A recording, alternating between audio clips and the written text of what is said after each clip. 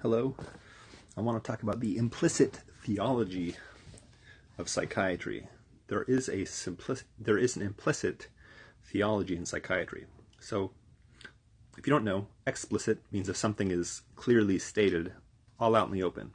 Implicit is when something is implied. So, in psychiatry, there is an implicit theology.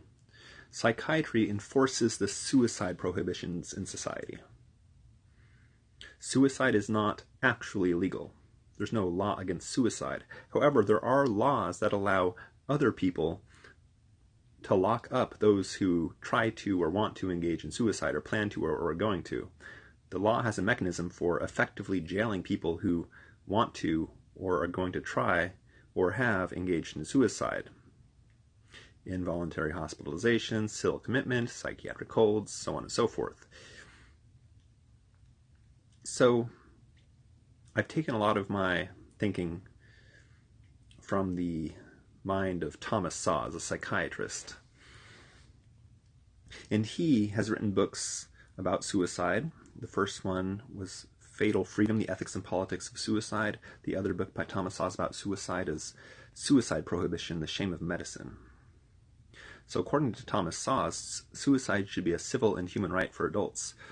I would agree with this. Thomas Szasz was an atheist. I'm not an atheist. I'll come back to that. And also let me state, I am not advocating suicide. I'm not saying suicide is a good thing. I hope we can reduce suicides to zero. It will be good if we can make Earth such an awesome place that nobody wants to leave. That would be great. But the fact of the matter is, in the United States alone, between 30 to 40,000 people each year engage in suicide, roughly. I'm not saying that's a good thing. We should use copious amounts of persuasion, reason, and kindness to reduce suicides. We should use persuasion, reason, and kindness to have adults not engage in suicide. We should not use psychiatric coercion, force, and confinement, which, according to Thomas Szasz, equate to psychiatric slavery. Psychiatric slavery is when people earn money from non-consensual psychiatry. Psychiatric slavery is when people earn money from utilizing psychiatric coercion, force, and confinement on people who do not want psychiatric services. They want to be left alone, they want to die, whatever.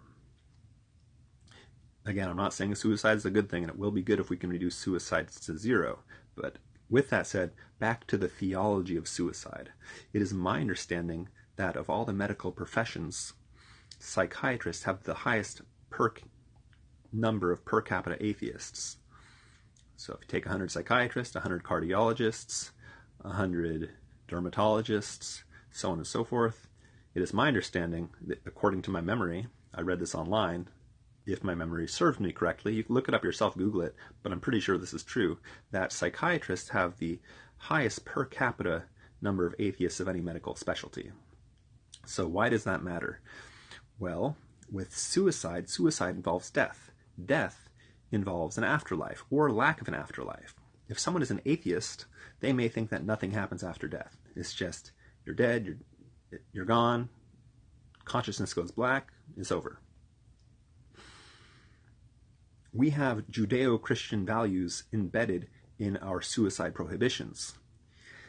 If we want to live in a truly secular society, we would stop using psychiatric coercion, force, and confinement on those who wish to engage in suicide.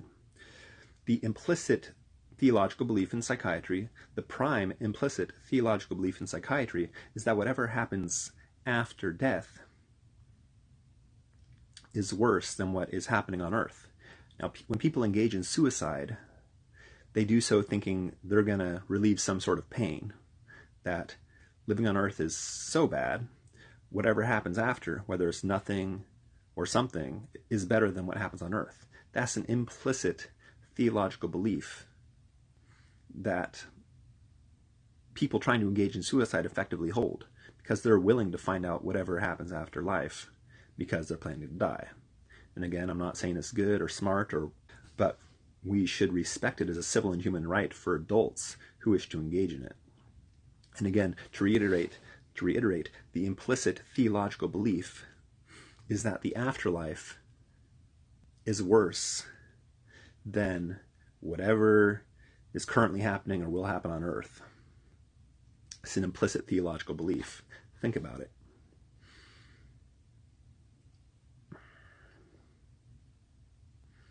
And again, I'm not saying it's, good that people engage in suicide.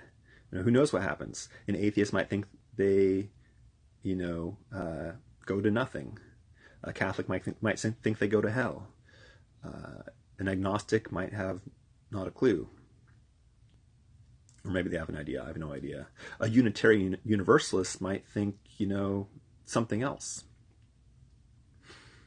So again, there are implicit, unspoken theological beliefs embedded in suicide prohibitions. So if we want to live in a secular society, suicide prohibitions need to be repealed. Psychiatric slavery needs to be outlawed. Non-consensual psychiatry needs to be outlawed. If we want to live in a secular society, that needs to happen. If we want to live in a quasi-theological society, a quasi-theocracy, then by all means, keep suicide prohibitions in place here. But yeah, ultimately, again, think about the implicit theological beliefs involved with non-consensual psychiatry. And anyway, thanks for watching. Please subscribe, watch my other videos, visit my websites, and have a wonderful morning, evening, afternoon, or night, whenever and wherever you may be. Cheers.